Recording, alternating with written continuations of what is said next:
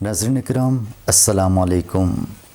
آج علامہ اقبال کی جس نظم کی تشریح کریں گے اس نظم کا عنوان ہے تصویر درد، اور یہ علامہ اقبال نے انجمن حمایت اسلام کے سالانہ جلسے میں پڑھی تھی، اور اس کا شمار علامہ اقبال کی طویل ترین نظموں میں ہوتا ہے، اور یہ بانگ درا کی 34ویں نظم ہے۔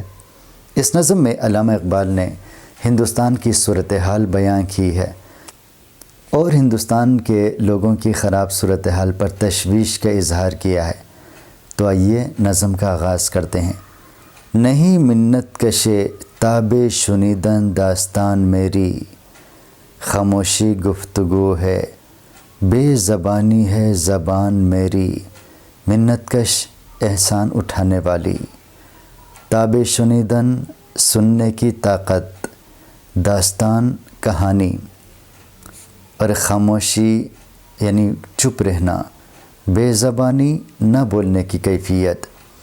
نظم کے پہلے شعر میں علامہ محمد اقبال فرماتے ہیں کہ اگر آپ میں سننے کی طاقت نہ بھی ہو پھر بھی میں یہ داستان آپ کو ضرور سناؤں گا، یعنی ہندوستان میں مسلمانوں کی جو خراب صورتحال ہے یا ہندوستانی قوم کی جو بدترین صورتحال ہے، اگر آپ میں سننے کی طاقت نہ بھی ہو تب بھی میں آپ کو یہ داستان ضرور سناؤں گا۔ خاموشی گفتگو ہے بے زبانی ہے زبان میری، اور کہتا ہے کہ اگر میں خاموش بھی رہوں تو ہندوستان کی صورتحال اس قدر عیاں ہے کہ خاموشی میں بھی یہ بات چیت چل رہی ہے، یعنی انسان خاموش بھی رہے تب بھی سب لوگوں کی صورتحال کا پتہ ہے۔ اور بے زبانی ہے زبان میری، کہتا ہے کہ نہ بولنے کی کیفیت بھی میرے دل کے جذبات کو عیان کر رہی ہے، یعنی اگر میں نہ بولوں تب بھی میرے جذبات سے، اگر میں شعر نہ بھی کہوں تب بھی میرے دلی جذبات جو ہے آپ کو تمام حالات سے آگاہ کر دیں گے۔ یہ دستور زبان بندی ہے کیسا تیری محفل میں، یہاں تو بات کرنے کو ترستی ہے زباں میری۔ اچھا، دستور طریقہ، زبان بندی، زبان کو بند کرنا۔ دوسرے شعر میں فرماتے ہیں کہ تیری محفل میں، تمہاری محفل میں یعنی ہندوستان میں کسی کو بولنے کی اجازت نہیں ہوتی، کوئی کھل کر اپنے خیالات کا اظہار نہیں کر سکتا، اسی لیے تیری محفل میں جو زبان بندی کا دستور ہے اس کی وجہ سے کہتا ہے میری زبان بولنے کو ترستی ہے لیکن میں بول نہیں سکتا، یعنی کھلے طریقے سے اپنے خیالات کا اظہار نہیں کر سکتا۔ اٹھائے کچھ ورق لالے نے، کچھ نرگس نے، کچھ گل نے، چمن میں ہر طرف بکھری ہوئی ہے داستان میری، کہتا ہے بولنے کی اجازت نہیں ہے پھر بھی یہاں پر جو میرے الفاظ ہیں، میرے اوراق ہیں، میرے پیجز ہیں، کب کسی پھول نے، لالے کے پھول نے اٹھایا ہے، کچھ نرگس کے پھول نے اٹھا لیا ہے، کچھ گل نے اٹھا لیا ہے، چمن میں کہتا ہے کہ میری داستان ہر طرف بکھری ہوئی ہے۔ مطلب یہ ہے کہ اگر مجھے بولنے کی اجازت نہ بھی ہے پھر بھی ہندوستان کے جتنے لوگ ہیں ان کے دلوں میں یہ کیفیات ہیں، وہ اس بات کو پہلے ہی سے جانتے ہیں۔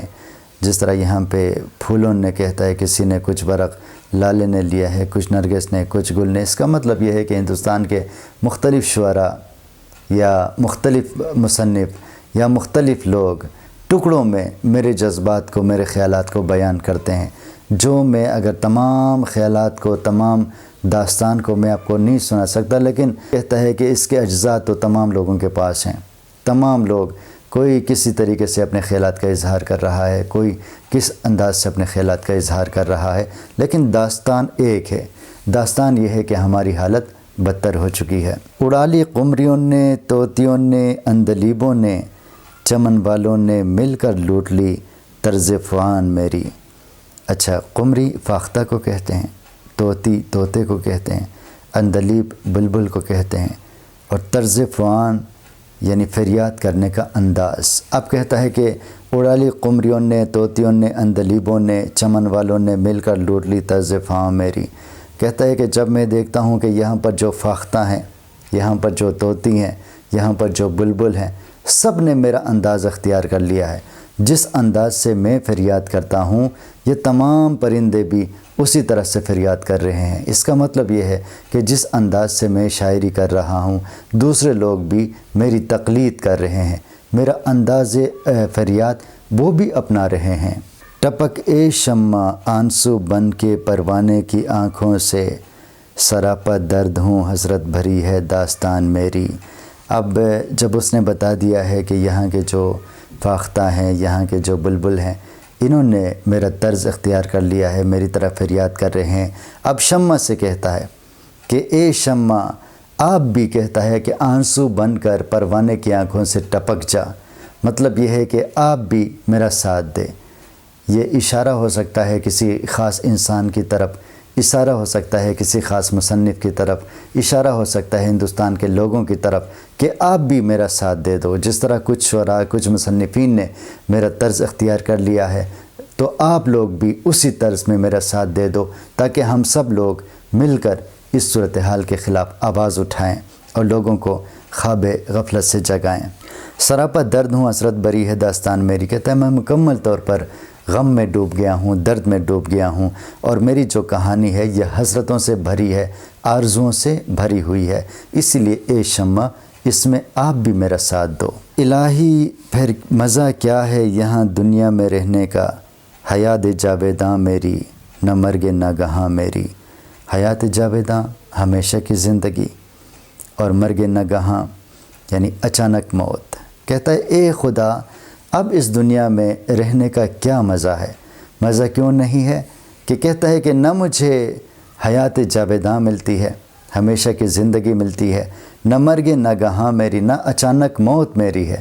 مطلب یہ ہے کہ نہ مجھے اچانک موت پر کنٹرول ہے، اور نہ ہی میں ہمیشہ کے لیے جی سکتا ہوں، ہمیشہ زندگی بھی نہیں جی سکتا، اور یہ بھی ہے کہ مجھے یہ اختیار بھی نہیں دیا گیا ہے کہ میں نے کب مرنا ہے۔ ناگہاں موت آ جاتی ہے، اس کا بھی مجھے پتہ نہیں ہوتا، یہ بھی میرے اختیار میں نہیں ہے۔ نہ زندگی میں میرے اختیار میں ہے، نہ موت میرے اختیار میں ہے۔ میرا رونا نہیں رونا ہے یہ سارے گلستان کا، وہ گل ہوں میں خزاں ہر گل کی ہے گویا خزاں میری۔ اب کہتا ہے کہ یہ میں صرف اکیلے نہیں رو رہا ہوں، میں تمام پھولوں کی ترجمانی کر رہا ہوں، ہندوستان کے تمام لوگوں کی میں ترجمانی کر رہا ہوں۔ اگر میں روتا ہوں تو اس کا مطلب یہ ہے کہ تمام لوگ رو رہے ہیں۔ وہ گل ہوں خزاں ہر گل کی ہے گویا خزاں میری، کہتا ہے میں پھول ہوں، اور جب میں خزاں رسیدہ ہوں، جب میں خزاں کے موسم کا سامنا کر رہا ہوں، تو اس کا مطلب یہ ہے کہ تمام جو گل ہیں، تمام جو گلستان ہے وہ بھی خزاں کا شکار ہے۔ یہاں پر مشہور شاعر بے دل کا ایک شعر علامہ اقبال نے اپنی نظم میں شامل کیا ہے۔ درین حسرت سرا عمریست افسون جرس دارم، زفیز دل تبیدن ہا خروش بے نفس دارم۔ اس کا مطلب، اس کا مفہوم یہ ہے کہ عرصہ دراز سے میری کیفیت جرس کی طرح ہے، بظاہر خاموشی لیکن باطن میں شور ہے، میرے سینے میں بھی آہ و فغان کا طوفان ہے۔ یعنی شاعر یہ کہنا چاہتا ہے کہ میرے دل میں تو بہت طوفان ہے، بہت شور ہے، لیکن میں خود پر قابو رکھتا ہوں اور خاموش رہتا ہوں، حالانکہ میں خاموش نہیں ہوں، میرے دل سے ایک شور سا اٹھ رہا ہے، میرے دل میں ایک ہنگامہ برپا ہے۔ ریاض دہر میں نہ اشنائے بزم عشرت ہوں، خوشی روتی ہے جس کو میں وہ محروم مسرت ہوں۔ ریاض دہر دنیا کا باغ، نہ اشنا یعنی نہ سمجھ، بزم عشرت عیاشی کی محفل۔ کہتا ہے ریاض دہر میں نہ اشنائے بزم عشرت ہوں، خوشی روتی ہے جس کو وہ محروم مسرت ہوں۔ کہتا ہے دنیا کے باغ میں خوشی سے نہ اشنا ہوں، مجھے خوشی بالکل بھی نہیں ملتی، مجھے عیاشی کی کوئی محفل میسر نہیں ہے۔ مطلب یہ ہے کہ خوشی کی کوئی محفل مجھے میسر نہیں ہے۔ خوشی روتی ہے جس کو میں وہ محروم مسرت ہوں، میں کچھ اس طرح خوشی سے محروم ہوں کہ مجھ پر خوشی بھی ماتم کرتی ہے، یعنی خوشی کا نام و نشان میری زندگی میں نہیں ہے۔ میری بگڑی ہوئی تقدیر کو روتی ہے گویائی، میں حرف زیر لب شرمندہ گوش سماعت ہوں۔ میں حرف زیر لب یعنی وہ بات جو منہ سے نکلی نہ ہو، گوش سماعت سننے والے کان، میری بگڑی ہوئی تقدیر بھی روتی ہے میری گویائی پر، یعنی اپنی بدقسمتی کی وجہ سے میں بول بھی نہیں سکتا۔ میں حرف زیر لب شرمندہ گوش سماعت ہوں، کہتا ہے کہ میری باتیں اب منہ سے نکلتی ہی نہیں ہیں، اسی لیے جو سننے والے کان ہیں وہ بھی شرمندہ ہیں، وہ کیا سنیں گے۔ پریشان ہوں میں مشت خاک لیکن کچھ نہیں کھلتا، سکندر ہوں کہ آئینہ ہوں یا گرد کدورت ہوں۔ اچھا، مشت خاک، مٹھی بر مٹی، کچھ نہیں کھلتا، کچھ نہیں پتہ چلتا، سکندر ہوں، سکندر اعظم ہوں، آئینہ ہوں، شیشہ ہوں، یا گرد کدورت ہوں یا غبار آئینہ ہوں، یعنی آئینے کے اوپر جو گرد غبار ہوتا ہے وہ ہوں۔ کہتا ہے کہ پریشان ہوں میں مشت خاک لیکن کچھ نہیں کھلتا، میں مٹھی بر مٹی سے مجھے بنایا گیا ہے، میں انتہائی پریشان ہوں لیکن میں راز کو نہیں جانتا۔ راز کیا ہے کہ میں سکندر ہوں یا اس کا بنایا ہوا آئینہ ہوں۔ کہا جاتا ہے کہ سکندر نے آئینہ ایجاد کیا ہے، اسی لیے یہ اس سے ریلیٹڈ ہے کہ میں سکندر اعظم ہوں یا اس کی بنائی ہوئی کوئی ایجاد ہوں، یا پھر میں گرد کدورت ہوں یا غبار آئینہ ہوں۔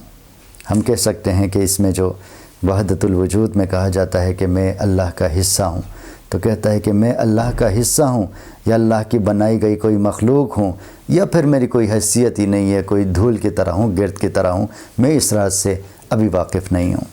یہ سب کچھ مگر میری ہستی میرا مقصد ہے قدرت کا، یہ سب کچھ ہے مگر ہستی میری مقصد ہے قدرت کا، سراپا نور ہوں جس کی حقیقت میں وہ ظلمت ہوں، سراپا نور ہوں جس کی حقیقت میں وہ ظلمت ہوں۔ یہ ہم پہ ہستی وجود کو کہتے ہیں، اور سراپا نور مکمل طور پر نور ہونا، اور ظلمت اندھیرا۔ یہ سب کچھ ہے مگر ہستی میری مقصد ہے قدرت کا۔ کہتا ہے سب کچھ ہے، ٹھیک ہے، میں جو بھی ہوں، لیکن ایک بات یقینی ہے کہ میری زندگی میرے رب کا مقصد ہے، اور سراپا نور ہوں جس کی حقیقت میں وہ ظلمت ہوں۔ میں وہ اندھیرا ہوں جس کی حقیقت نور ہے، یعنی حقیقت جس سے انسان کا تعلق ہے اللہ تعالیٰ ہے، وہ تو نور ہے، ہماری حقیقت تو نور ہے، لیکن ہم اندھیرے ہیں۔ خزینہ ہوں چھپایا مجھ کو مشت خاک صحرا نے، کسی کو کیا خبر ہے میں کہاں ہوں، کس کی دولت ہوں۔ خزینہ ہوں، خزانہ ہوں، مشت خاک، مٹھی بر خاک۔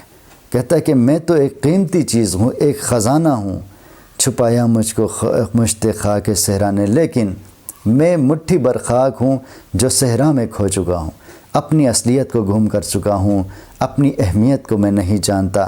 صحرا میں جس طرح ذرے ہوتے ہیں اسی کی طرح میں دنیا میں کھو چکا ہوں۔ کسی کو کیا خبر ہے میں کہاں ہوں، کس کی دولت ہوں۔ اسی لیے کوئی انسان نہیں جانتا، اپنی اصلیت کو نہیں پہچانتا کہ میں کہاں ہوں اور میں کس کا سرمایہ ہوں، کس کی دولت ہوں۔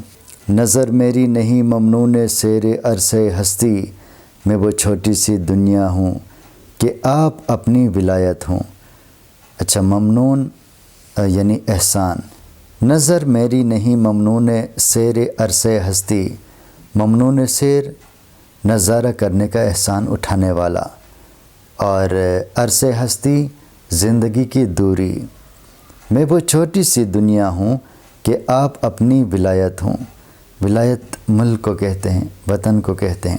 کہتے ہیں نظر میری نہیں ممنون سیر عرصے ہستی، میں وہ چھوٹی سی دنیا ہوں کہ آپ اپنی ولایت ہوں۔ کہتا ہے کہ میری نظر کسی زندگی کو سیر کرنے، کسی زندگی کو مشاہدہ کرنے کا احسان نہیں مانتا، یعنی میں محتاج نہیں ہوں کسی چیز کی، میں محتاج نہیں ہوں کہ کسی چیز کو دیکھوں، اپنے علاوہ کسی چیز کو دیکھوں۔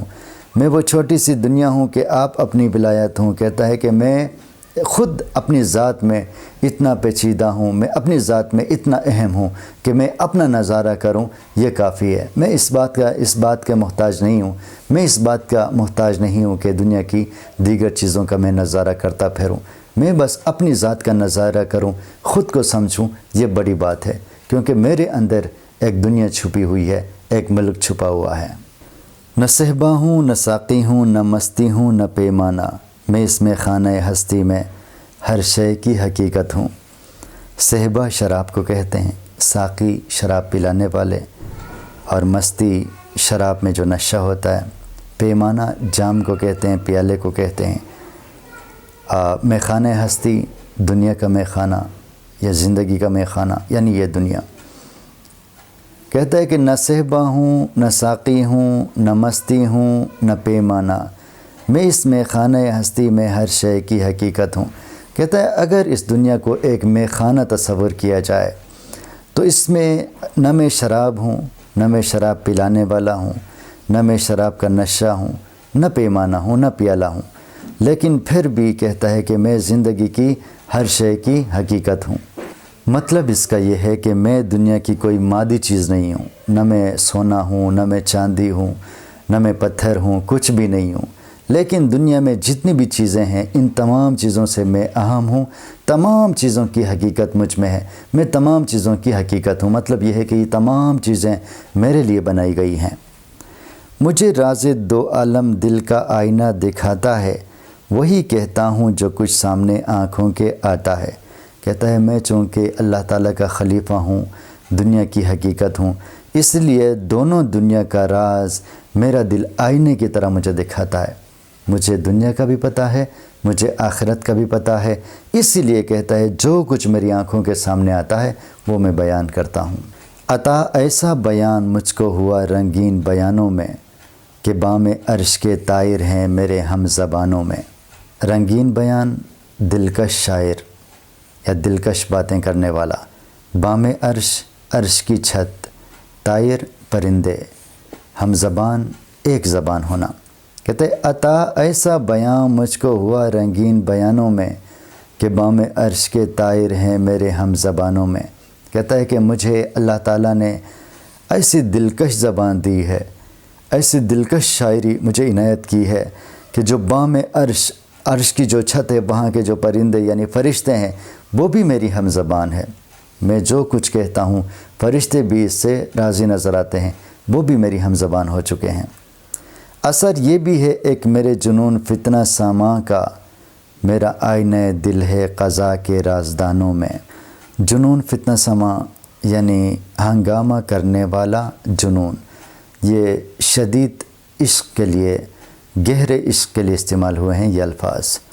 میرا آئینہ دل ہے قضا کے رازدانوں میں، قضا موت، رازدان راز جاننے والے۔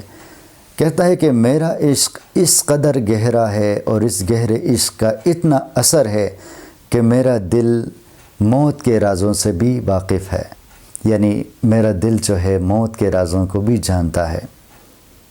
رلاتا ہے تیرا نظارہ اے ہندوستان مجھ کو، کہ عبرت خیز ہے تیرا افسانہ سب افسانوں میں۔ عبرت خیز، عبرت سکھانے والا۔ اب کچھ اپنی انسان کی اہمیت بتانے کے بعد علامہ اقبال ہندوستان کی طرف آئے ہیں اور کہتا ہے کہ رلاتا ہے تیرا نظارہ اے ہندوستان مجھ کو، یعنی اے ہندوستان تیرا نظارہ مجھے بہت دکھی کر دیتا ہے، یہاں کی جو صورتحال ہے یہ مجھے بہت غمگین کر دیتا ہے کہ عبرت خیز ہے تیرا افسانہ سب فسانوں میں، تمام کہانیوں میں اے ہندوستان تیری کہانی عبرت سکھانے والا ہے، عبرت انگیز ہے، عبرت خیز ہے۔ دیا رونا مجھے ایسا کہ سب کچھ دے دیا گویا، لکھا کلک ازل نے مجھ کو تیرے نوحہ خانوں میں۔ کلک ازل قدرت کا قلم، نوحہ خان مرثیہ خاں یعنی ماتم کرنے والا۔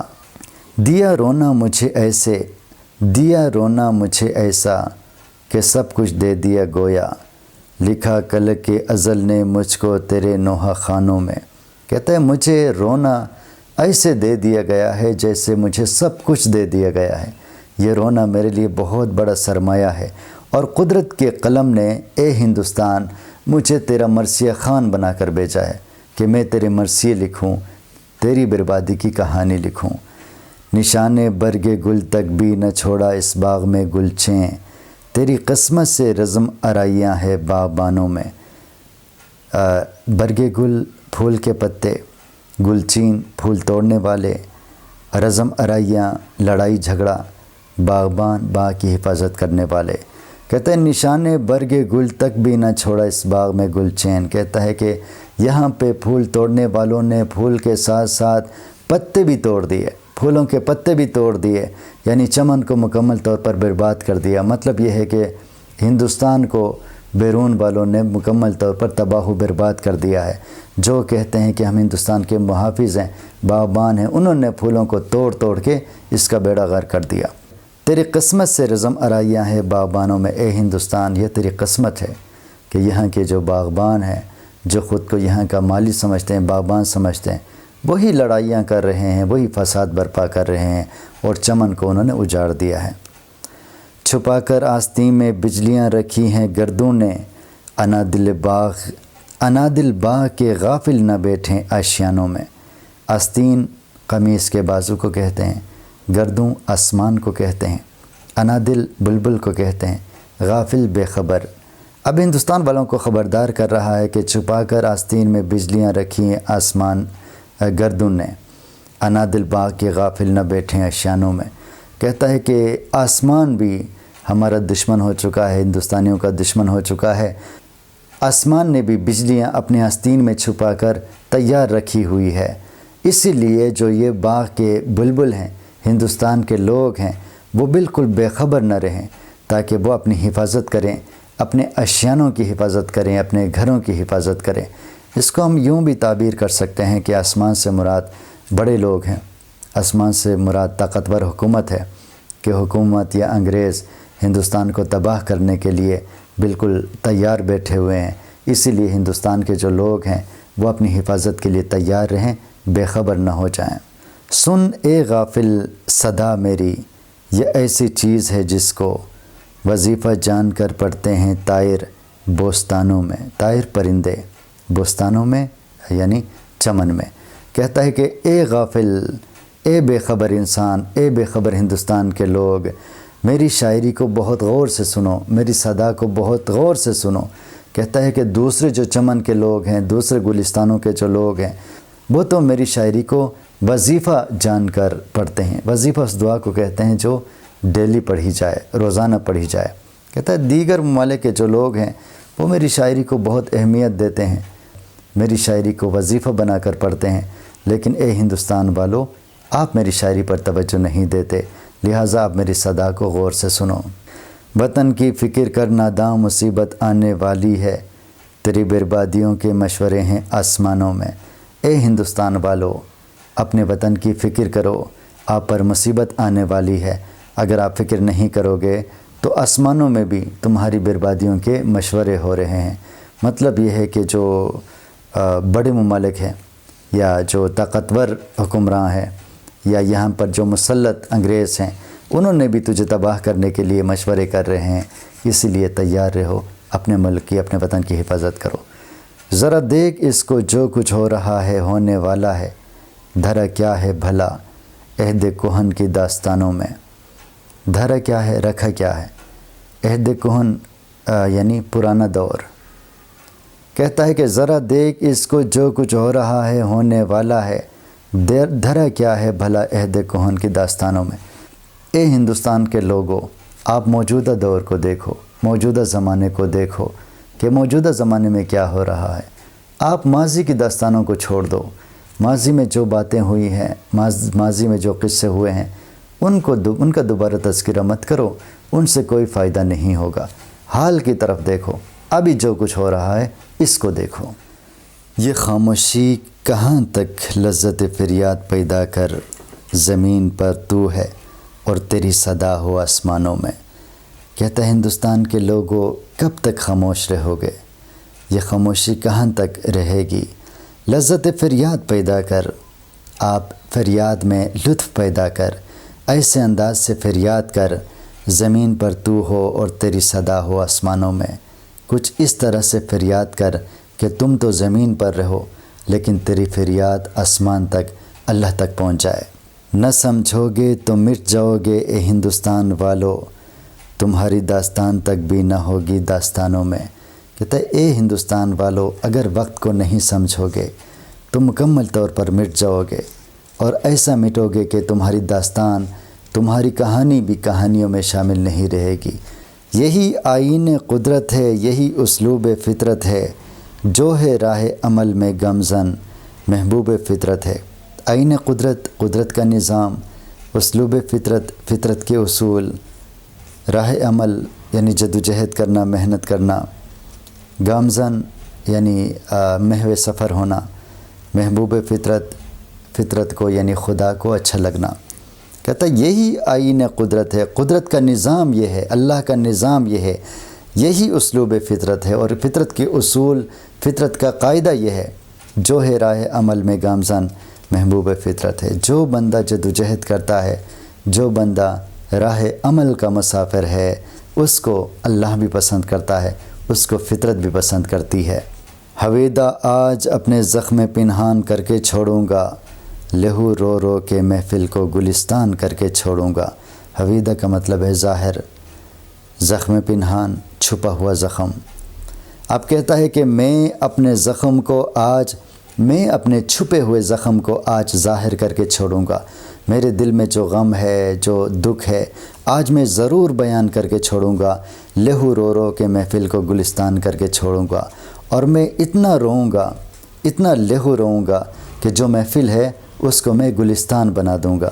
یعنی اس قدر میں اپنے دکھ کا اظہار کروں گا کہ تمام لوگ متاثر ہو جائیں گے، تمام لوگ میری فریاد کو سنیں گے۔ جلانا ہے مجھے ہر شمع دل کو سوز پنہاں سے، تیری تاریک راتوں میں چراغاں کر کے چھوڑوں گا۔ شمع دل، دل کا شمع، دل کا چراغ، سوز پنہاں پوشیدہ درد، چھپا ہوا درد۔ کہتا ہے کہ آج میں اپنے دل کے غم سے ہر انسان کو متاثر کروں گا، یہ غم ہر انسان کے دل میں پیدا کروں گا، اور تیری تاریک راتوں میں چراغاں کر کے چھوڑوں گا۔ کہتا ہے اے ہندوستان کے لوگوں، میں آپ کی تاریک راتوں میں روشنی ضرور کروں گا۔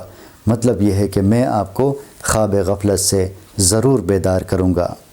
مگر غنچوں کی صورت ہوں دل درد آشنا پیدا، چمن میں مشت خاک اپنی پریشان کر کے چھوڑوں گا۔ غنچوں کلی، صورت طرح، مشت خاک مٹھی بر خاک، پریشان کر کے، بکھیر کے۔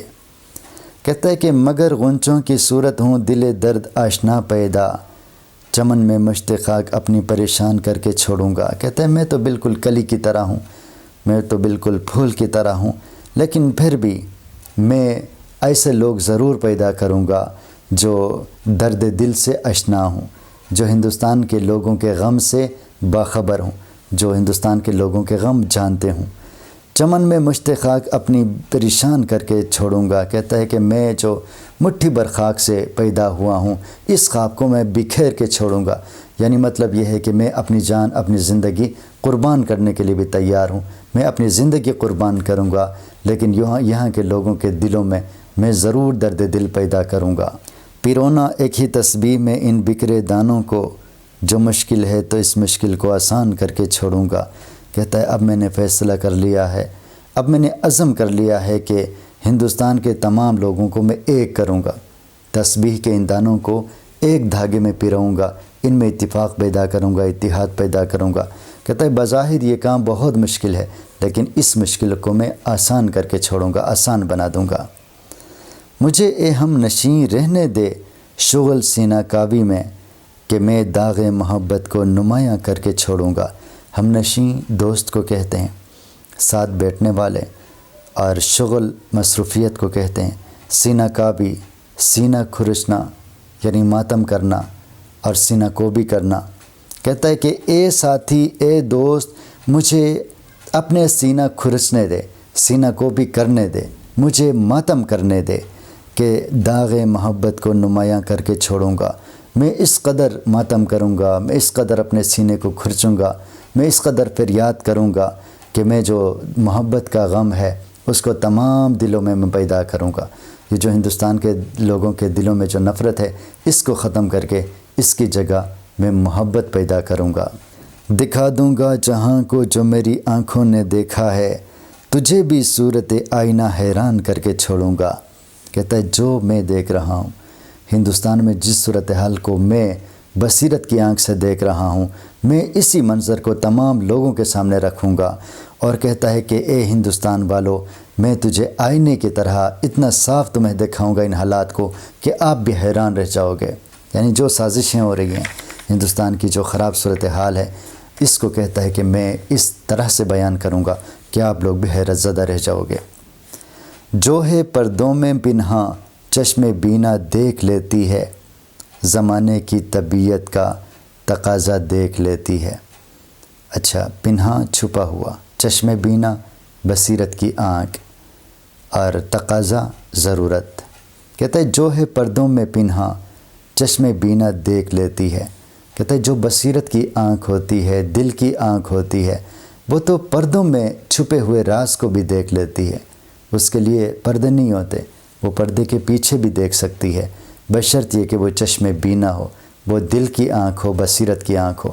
زمانے کی طبیعت کا تقاضا دیکھ لیتی ہے، اور ایسی بصیرت کی آنکھ زمانے کی طبیعت، زمانے کے مزاج کی جو ضرورت ہے اس کو بھی اچھے طریقے سے دیکھ لیتی ہے۔ مطلب یہ ہے کہ ہمیں ہندوستان کے حالات کو انتہائی گہرائی سے دیکھ لینا چاہیے تاکہ ہم ان حالات کو سمجھیں کہ پردے کے پیچھے کیا ہو رہا ہے، ہمارے خلاف کیا سازش ہو رہی ہے۔ کیا رفت کی لذت سے نہ دل کو آشنا تو نے، گزاری عمر پستی میں مثال نقش پا تو نے۔ رفت بلندی کو کہتے ہیں۔ کہتا ہے کیا رفت کی لذت سے نہ دل کو آشنا تو نے، گزاری عمر پستی میں مثال نقش پا تو نے۔ کہتا ہے کہ اے ہندوستان کے لوگو، آپ بلندی کے لذت سے بالکل اپنے دل کو آشنا نہیں کیا۔ آپ اس بات سے بالکل بے خبر ہیں کہ انسان کو عظمت کی زندگی گزارنی چاہیے، بلندی کی زندگی گزارنی چاہیے، غلامی کی زندگی نہیں گزارنی چاہیے۔ گزاری عمر پستی میں مثال نقش پا تو نے، تم بالکل پاؤں کے نشان کی طرح، قدموں کے نشان کی طرح پستی میں زندگی گزاری ہے، بالکل غلاموں کی زندگی گزاری ہے، کیونکہ تم عظمت سے ناواقف ہو، اپنے دل کو اپنے عظمت سے ناشنا نہیں کیا۔ اگر آپ رفت و عظمت سے محبت کرتے، اپنے دل میں رفت پیدا کر لیتے، تو آج یوں نقش پا میں زندگی نہ گزار رہے ہوتے، پستی میں زندگی نہ گزار رہے ہوتے۔ رہا دل بستہ محفل مگر اپنی نگاہوں کو، کیا بیرون محفل سے نہایت آشنا تو نے۔ کہتا ہے کہ تم تو محفل سے دل لگاتے رہے، اپنی نگاہوں کو دل بستہ محفل کرتے رہے، محفل سے محبت کرتے رہے، کیا بیرون محفل سے نہایت آشنا تو نے اپنی محفل سے باہر کچھ بھی نہیں دیکھا۔ مطلب یہ ہے کہ تم لوگ ایک خول میں بند ہو گئے ہو، ایک ہی محفل میں دل لگا لیا ہے، اور محفل سے باہر بھی بہت کچھ ہے۔ آپ نے اپنی دنیا سے باہر کچھ دیکھا ہی نہیں۔ آپ نے کہا کہ شاید یہی زندگی ہے، شاید یہی ہم جو غلامی کی زندگی گزار رہے ہیں، دوسروں کی جو ہے غلامی کر رہے ہیں، شاید یہی زندگی ہے۔ تو اس سے باہر بڑی دنیا ہے، اس سے باہر کی آزادی کو آپ دیکھا کرو۔ فدا کرتا رہا دل کو حسینوں کی اداؤں پر، مگر دیکھی نہ اس آئینے میں اپنی ادا تو نے۔ کہتا ہے کہ دیکھو ہمیشہ تم نے دوسروں کو، دوسری خوبصورتی کو دیکھتے رہے، دنیا کی خوبصورتی دیکھتے رہے، حسینوں کو دیکھتے رہے، لیکن اپنے اندر تم نے کبھی جھانک کر نہیں دیکھا کہ میں کیا ہوں۔ اپنی اصلیت کو جاننے کی کوشش نہیں کی، تم ظاہر پرست بن گئے، تم صرف دوسروں کو دیکھتے رہے۔ تو اسی لیے کہتا ہے خود کو دیکھا کرو، اندرون بینی کرو، درون بینی کرو، اپنے آپ کو پہچاننے کی کوشش کرو۔ تعصب چھوڑ ناداں دہر کے آئینہ خانے میں، یہ تصویریں ہیں تیری جن کو سمجھا ہے برا تو نے۔ تعصب چھوڑ ناداں، کہتا ہے تعصب چھوڑ دے۔ تعصب کا مطلب یہ ہوتا ہے کہ انسان صرف جو ہے اپنی ذات، اپنی نسل، اپنی برادری کی حمایت کرتا ہے، بے جا حمایت کرتا ہے، اس میں پھر انصاف نہیں ہوتا، تو بے جا حمایت کو تعصب کہتے ہیں۔ کہتا ہے کہ تعصب چھوڑ نادان دہر کے آئینہ خانے میں، یہ تصویریں ہیں تیری جن کو سمجھا ہے برا تو نے۔ کہتا ہے کہ اے مسلمان یا اے ہندوستان کے لوگ، آپ تعصب چھوڑ دو، تعصب کی نظر سے دیکھنا چھوڑ دو۔ کہتا ہے کہ دنیا کے آئینہ خانے میں ایسی تصویریں بھی ہیں جو بہت پیاری ہیں، جو بہت اچھی ہیں، لیکن جن کو تم نے برا سمجھا ہے۔ مطلب یہ ہے کہ تعصب کا مطلب ہوتا ہے کہ آپ صرف اپنی قوم کے لوگوں کی تعریف کرتے ہو، یا اپنی ذات، اپنے قریبی لوگوں کو آپ جو ہے تحسین کی نگاہ سے دیکھتے ہو، باہر کے جو لوگ ہوتے ہیں ان کی آپ بالکل پرواہ نہیں کرتے، ان کو نہیں دیکھتے۔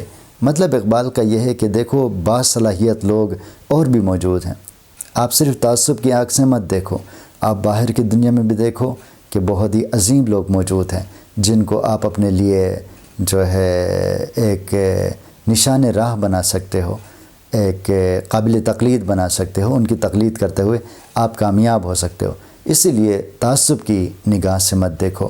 تعصب سے جب انسان دیکھتا ہے تو اس کو دوسرے لوگ نظر نہیں آتے، صرف جو اس کا اپنا ہے، صرف جس کو وہ پوجتا ہے، جس کو وہ دوست رکھتا ہے، اپنا رکھتا ہے، اس کی سائیڈ لیتا ہے۔ دوسرے لوگوں میں اگر قابلیت بھی ہو، صلاحیت بھی ہو، اس صلاحیت کی بھی پرواہ نہیں کرتا، اس صلاحیت کو بھی رد کر دیتا ہے۔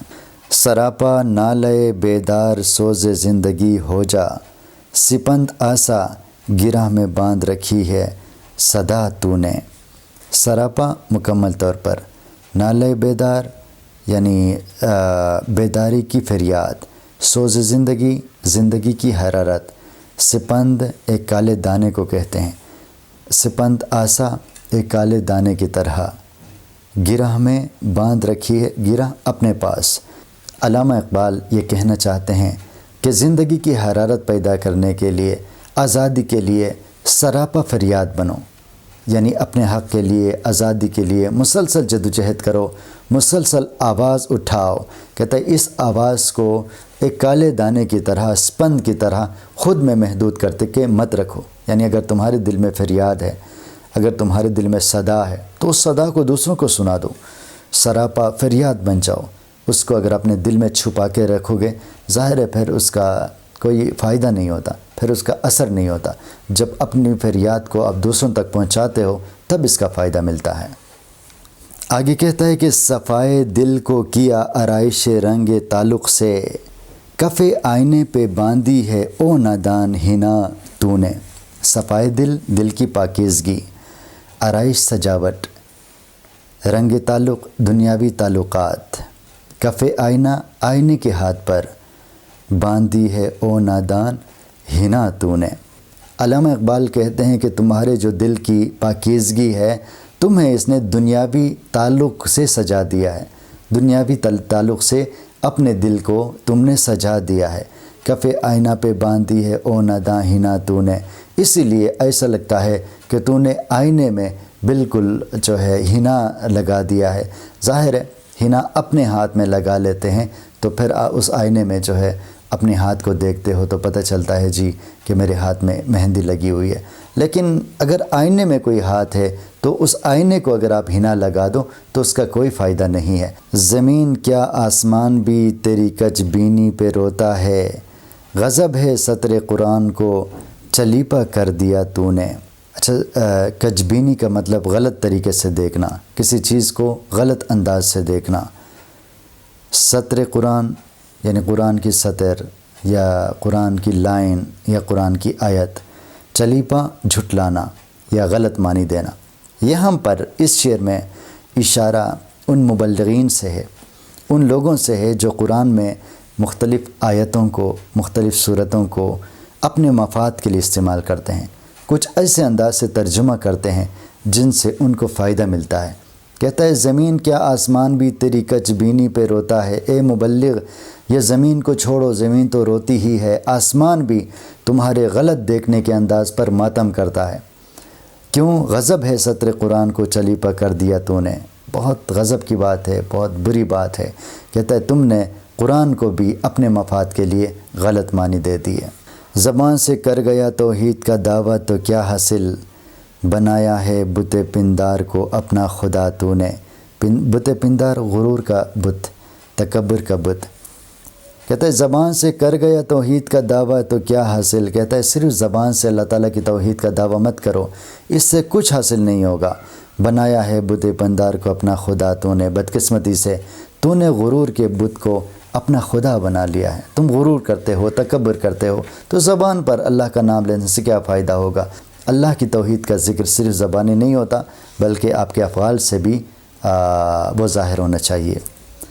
کنویں میں تو نے یوسف کو جو دیکھا بھی تو کیا دیکھا، ارے غافل جو مطلق تھا مقید کر دیا تو نے۔ مطلق کہتے ہیں ہر شرط سے آزاد۔ اب یہاں پہ علامہ اقبال یہ کہنا چاہتا ہے کہ اے مبلغ، آپ یوسف علیہ السلام کو جو کنویں میں بند دکھاتے ہو کہ اس کو کنویں میں قید کر دیا گیا تھا، اس کو قید دکھاتے ہو، تم تو بے خبر ہو، وہ تو ایک تربیت تھی۔ اصل میں اس کو مکمل آزادی دینے کے لیے، ہر شر سے آزاد کرنے کے لیے اس کو مقید کر دیا گیا تھا، لیکن تم نے اس کو ایک قیدی بنا کر پیش کر دیا ہے، ایک سزا یافتہ بنا کر پیش کر دیا ہے۔ اصل کہانی یہ ہے کہ اللہ تعالیٰ نے اس کو پیغمبر بنانا تھا، اسی لیے ایک امتحان کے طور پر اسے کچھ عرصے کے لیے کنویں میں رکھا گیا۔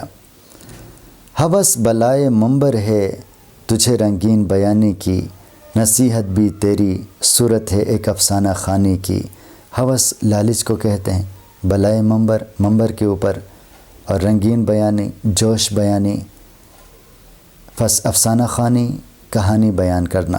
کہتا ہے ہوس بلائے منبر ہے تجھے رنگین بیانی کی، اے مبلغ تم چاہتے ہو کہ منبر پر تقریر کرو تو لوگ تمہاری جوش بیانی سے متاثر ہو جائیں۔ یعنی تم جو بیان کرتے ہو، تم جو تقریر کرتے ہو، اس کا مقصد یہ نہیں ہوتا کہ لوگوں کی اصلاح ہو جائے، بلکہ اس کا مقصد یہ لالچ ہوتی ہے کہ لوگ تمہاری جوش بیانی پر تمہیں داد دے، لوگ تمہیں خوش تقریر سمجھیں، تم لالچ کے لیے تقریر کرتے ہو۔ کہتے ہیں نصیحت بھی تیری صورت ہے ایک افسانہ خوانی کا، اس لیے جب تم نصیحت بھی کرتے ہو تو وہ بھی اس انداز سے کرتے ہو جیسے کوئی کہانی سنا رہے ہو، تاکہ لوگوں کو اپنی تقریر سے، اپنی شخصیت سے متاثر کر لو۔ تمہارا مقصد یہ نہیں ہوتا کہ لوگوں کی اصلاح کرو۔ دکھا وہ حسن عالم سوز اپنی چشم پرنم کو، جو تڑپاتا ہے پروانے کو، رلواتا ہے شبنم کو۔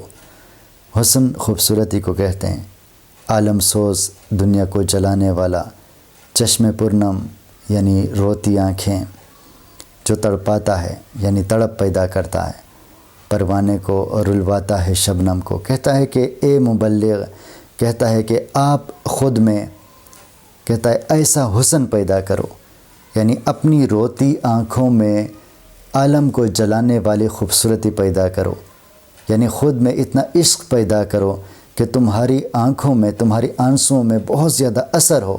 کہتا ہے جو تڑپاتا ہے پروانے کو، رلواتا ہے شبنم کو۔ کہتا ہے یہ عشق کی بدولت، ان کے دل میں گہرا عشق ہوتا ہے، اسی لیے پروانہ تڑپتا رہتا ہے اور شبنم جو ہے وہ روتا رہتا ہے۔ وہی عشق اگر تم میں پیدا ہو جائے، پھر کہتا ہے کہ تمہاری چشم پرنم جو ہے پوری دنیا کو جلا سکتی ہے، پوری دنیا کو جلا سکتا ہے، اور تمہاری باتوں میں، تمہاری آنسوؤں میں بہت زیادہ اثر ہو سکتا ہے۔ اس کے لیے ضروری ہے کہ اپنے دل میں عشق کی طاقت پیدا کرو۔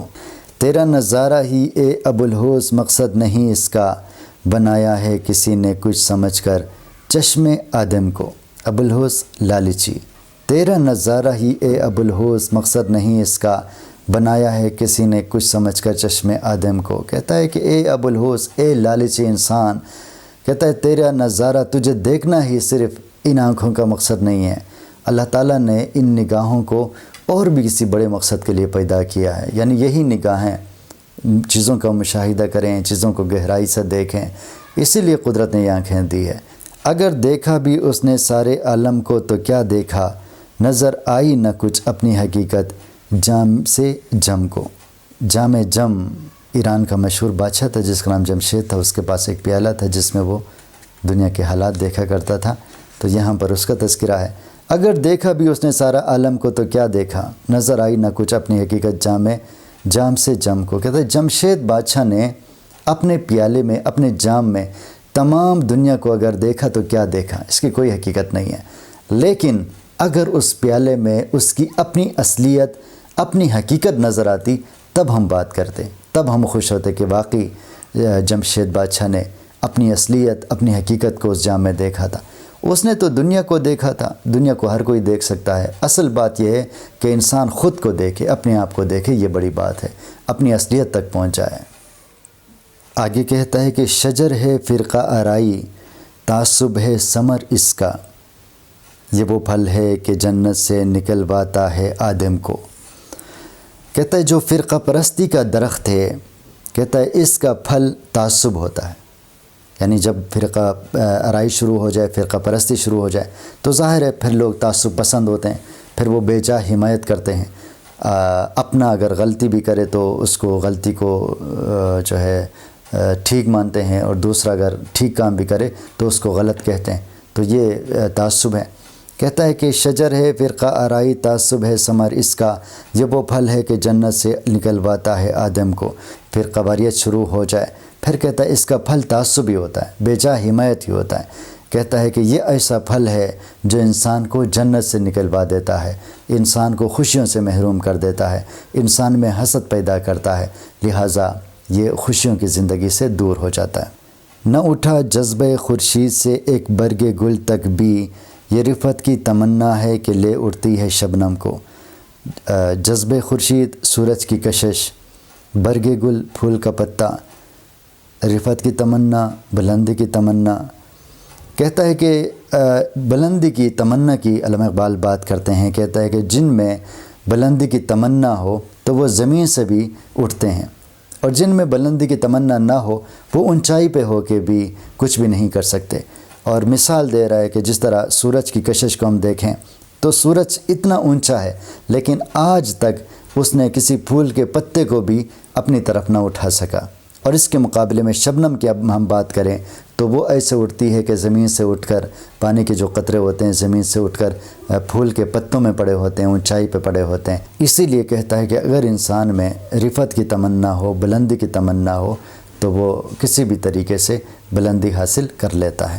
پھرا کرتے نہیں مجروح الفت فکر درما میں، مجروح الفت محبت کے زخمی، فکر درما علاج کے فکر میں، یہ زخمی آپ کر لیتے ہیں پیدا اپنی مرہم کو، مرہم علاج دوائی۔ پھرا کرتے نہیں مجروح الفت فکر درما میں، یہ زخمی آپ کر لیتے ہیں پیدا اپنی مرہم کو۔ کہتا ہے کہ وہ لوگ جو محبت کے مارے ہوئے ہیں، محبت کے زخمی ہیں، وہ طبیب کے پیچھے نہیں پھرتے، وہ علاج کرنے کے لیے مارے نہیں پھرتے، یہ زخمی آپ کر لیتے ہیں پیدا اپنے مرہم کو۔ یہ لوگ خود ہی اپنا مرہم بنا لیتے ہیں، اپنے زخموں کا علاج خود ہی کر لیتے ہیں، خود ہی ڈھونڈ لیتے ہیں۔ محبت کے شرر سے دل سراپا نور ہوتا ہے، ذرا سا بیج سے پیدا ریاض طور ہوتا ہے۔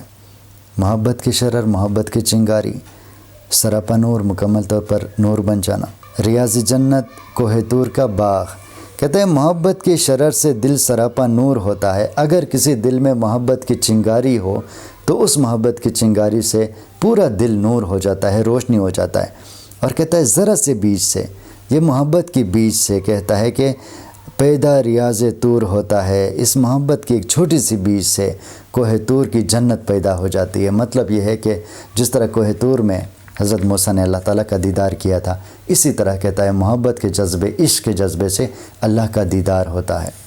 دوا ہر دکھ کی ہے مجروح تیغ آرزو رہنا، علاج زخم ہے آزاد احسان رفو رہنا۔ اچھا، مجروح زخمی، علاج زخم ہے آزاد احسان رفو رہنا۔ کہتا ہے دوا ہر دکھ کی ہے مجروح تیغ آرزو رہنا۔ کہتا ہے ہر دکھ کی دوا یہ ہے کہ انسان اپنے منزل کی تلوار سے زخمی ہو جائے، یعنی منزل کی طرف پیش قدمی کرے، منزل کی طرف جائے، منزل کی طرف جاتے ہوئے زخمی ہو جائے، تو یہی ہر دکھ کی دوا ہے۔ علاج زخم ہے آزاد احسان رفو رہنا۔ کہتا ہے ہمارے زخموں کا علاج صرف اور صرف یہ ہے کہ ہم جو علاج کرنے والا ہے، جو طبیب ہے، اس کے احسان سے خود کو آزاد کریں۔ اگر انسان دوسروں کی محتاجی سے خود کو آزاد کر لیتا ہے تو یہی ہمارے زخموں کا علاج ہے، ہمارے دکھوں کا علاج ہے۔ شراب بے خودی سے تا فلک پرواز ہے میری، شکست رنگ سے سیکھا ہے میں نے بن کے بو رہنا۔ کہتا ہے کہ میں ایسے شرابی ہوں کہ فلک تک میں پرواز کرتا ہوں۔ شرابی بے خودی، شراب بے خودی اس کا مطلب ہے ایسی شراب جو انسان کو بے خود کرے۔ تا فلک آسمان تک، شکست رنگ یعنی رنگ اڑ جانا۔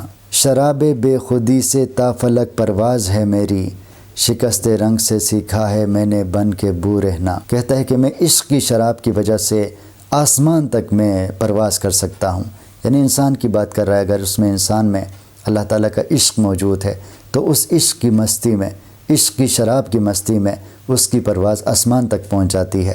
شکست رنگ سے سیکھا ہے میں نے بن کے بو رہنا، اسی لیے میں نے پھولوں کے شکست رنگ سے یہ سیکھا ہے کہ انسان کو خوشبو بن کر رہنا چاہیے، مطلب یہ ہے کہ رنگ تو چلی جائے گی، جس طرح پھول کا رنگ ہے وہ تو ختم ہو جاتا ہے، لیکن خوشبو جو ہے وہ پھیلتی جاتی ہے، خوشبو جو ہے ہوا میں بکھر جاتی ہے، خوشبو کا جو ہے نام و نشان نہیں مٹتا، خوشبو کا رنگ تبدیل نہیں ہوتا۔ اسی لیے کہتا ہے کہ میں نے یہ پھول سے سیکھا ہے کہ رنگ تو ختم ہو جاتا ہے، رنگ پھیکا پڑ جاتا ہے، لیکن خوشبو ختم نہیں ہوتی، خوشبو کی رنگ نہیں بدلتی۔ مطلب یہ ہے کہ انسان کو چاہیے کہ اپنے دل کا علاج کرے، روح پر توجہ دے، دل پر توجہ دے۔ ظاہری رنگ تو ختم ہو جاتا ہے، ظاہری رنگ تو چلا جاتا ہے۔ تھمے کیا دیدے گریاں وطن کی نوحہ خانی میں، عبادت چشم شاعر کی ہے ہر دم باوضو رہنا۔ تھمے کیا، رکے کیا، دیدے گریاں روتی آنکھیں، وطن کی نوحہ خانی میں، وطن کا غم بیان کرنے میں، عبادت چشم شاعر کی ہے ہر دم باوضو رہنا۔ کہتا ہے کہ میری روتی آنکھیں یا میرے آنسو کیوں رکیں گے اپنے وطن کی نوحہ خوانی کرتے ہوئے، اپنے وطن کا غم بیان کرتے ہوئے۔ ایک شاعر کی آنکھیں جو ہے آنسوؤں سے باوضو رہتی ہیں، یعنی ایک اچھا شاعر جو ہوتا ہے وہ اپنی قوم کا دکھ اپنی آنکھوں میں رکھتا ہے اور وہ اپنے قوم کے لیے روتا رہتا ہے، اپنی آنکھوں کو آنسوؤں سے باوضو رکھتا ہے۔ اسی لیے میں کیوں نوحہ خوانی چھوڑ دوں، میں ایک شاعر ہوں، اپنے قوم کی ترجمانی کرتا رہوں گا، میری آنکھوں سے آنسو بہتے رہیں گے، میں آنسوؤں کے ذریعے اپنی آنکھوں کو وضو کراتا رہوں گا۔ بنائیں کیا سمجھ کر شاخ گل پر اشیاں اپنا، چمن میں آہ کیا رہنا جو ہو بے آبرو رہنا۔ اب کہتا ہے کہ شاخ گل پر، پھول کی شاخ پر ہم اپنا اشیاں کیسے بنائیں گے، ہم اپنا گھونسلہ کیسے بنائیں گے۔ کہتا ہے جب چمن میں، افسوس کی بات ہے، چمن میں تو بہت بے آبرو ہو کے رہنا پڑتا ہے، بے عزت ہو کے رہنا پڑتا ہے، یعنی غلامی میں رہنا پڑتا ہے ہندوستان کے چمن میں۔ اسی لیے ہم ہندوستان میں اپنا گھونسلہ کیسے بنائیں گے، کس طرح بنائیں گے۔ مراد یہ ہے، علامہ اقبال یہ کہنا چاہتا ہے کہ وطن تو ہمارا ہے لیکن یہاں پہ رسوائی ہے، تو اس رسوائی میں اپنا اشیاں، اپنا گھونسلہ کیسے بنائیں گے۔ جو تو سمجھے تو آزادی ہے پوشیدہ محبت میں، غلامی ہے اسیر امتیاز ما و تو رہنا۔ اسیر قیدی، امتیاز فرق کرنا، ما و تو میں اور تم۔ کہتا ہے جو تو سمجھے تو آزادی ہے پوشیدہ محبت میں۔ کہتا ہے کہ اگر تم سمجھو گے تو یہ بہترین آزادی ہے کہ ہم ایک دوسرے سے محبت کریں، ایک دوسرے کو احترام کا رشتہ دیں، ایک دوسرے کو احترام دیں، یہی آزادی ہے۔ اور غلامی یہ ہے کہ ہم اسیر امتیاز ما تو رہنا، اگر ہم تعصب کریں، اگر ہم اختلاف کریں، اگر میں تم کہیں، انا میں قید ہو جائیں تو یہ قید ہے، تو یہ غلامی ہے۔ اسی لیے کہتا ہے کہ آپ محبت کے ذریعے آزادی حاصل کرو، محبت آزادی ہے، تعصب اور نفرت غلامی ہے۔ یہ استغنا ہے پانی میں نگوں رکھتا ہے ساغر کو، تجھے بھی چاہیے مثل حباب آبجو رہنا۔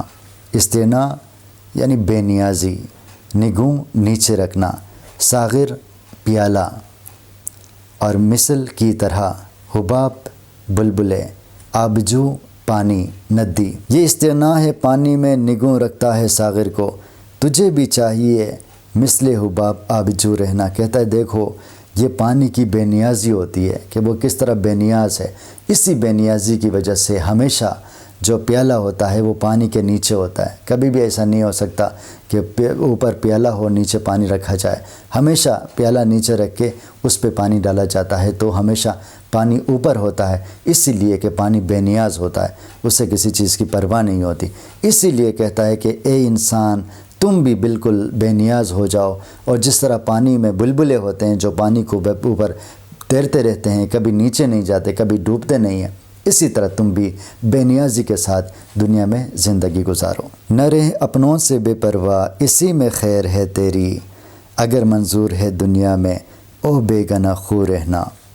اب یہاں پہ شاعر کہتا ہے کہ نہ رہ اپنوں سے بے پرواہ، اے انسان تو اپنوں سے بے پرواہ مت رہو، اپنوں کا خیال رکھو، اسی میں تمہاری بہتری ہے، اسی میں خیر ہے، اگر منظور ہے دنیا میں او بے گناہ خو رہنا۔ بے گناہ خو بے نیاز، اگر تم دنیا میں بے نیازی کی زندگی گزارنا چاہتے ہو، اچھی زندگی گزارنا چاہتے ہو، تو اس کے لیے ضروری ہے کہ آپ اپنوں کا خیال رکھو، اپنے ہم وطنوں کا خیال رکھو، تمہارے دل میں محبت کا جذبہ ہونا چاہیے۔ آگے بڑھتے ہیں۔ اقبال کہتے ہیں کہ شراب روح پرور ہے محبت نو انسان کی، سکھایا اس نے مجھ کو مست بے جام و صبح رہنا۔ شراب روح پرور یعنی روح کو تازہ کر دینے والی شراب، اور مست یعنی مستی میں رکھنا، نشے میں رکھنا۔ صبح شراب کے مٹکے کو کہتے ہیں۔ کہتا ہے شراب روح پرور ہے محبت نوع انسان کی، کہتا ہے انسان کی ذات کے ساتھ جو محبت ہے یہ روح کو تازہ کرنے والی شراب ہے، روح کو تازگی بخشتی ہے۔ سکھایا اس نے مجھ کو مست بے جام و صبح رہنا، اس محبت نے مجھے سکھا دیا کہ میں بغیر کسی شراب کے، بغیر کسی ساز و سامان کے مستی میں رہتا ہوں، مدہوشی میں رہتا ہوں، خوش رہتا ہوں۔ محبت ہی سے پائی ہے شفا بیمار قوموں نے، کیا ہے اپنے بخت خفتہ یعنی سوئی ہوئی قسمت کو بیدار قوموں نے۔